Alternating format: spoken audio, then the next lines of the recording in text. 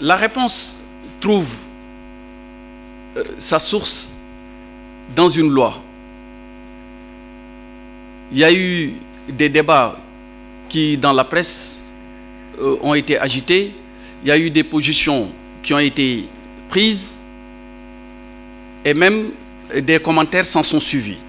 Mais en tout état de cause, pour répondre très exactement à la question, il s'est agi, lorsqu'il a fallu reporter ces élections, aller devant les députés.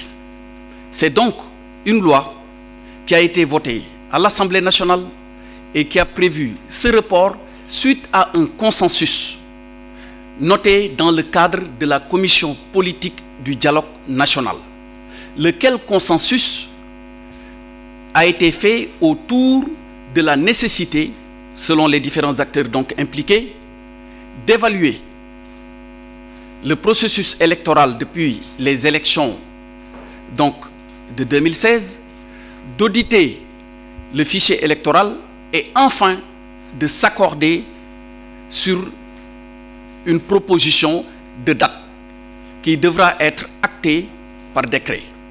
Voilà les préalables sans lesquels il ne sera pas possible de tout de suite se prononcer sur une date fixe. Mais en tout état de cause, le processus est en cours.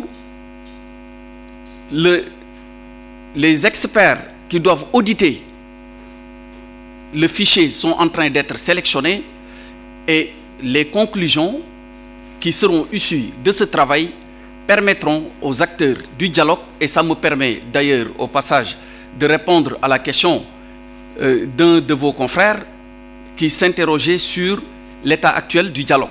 Le dialogue est en cours.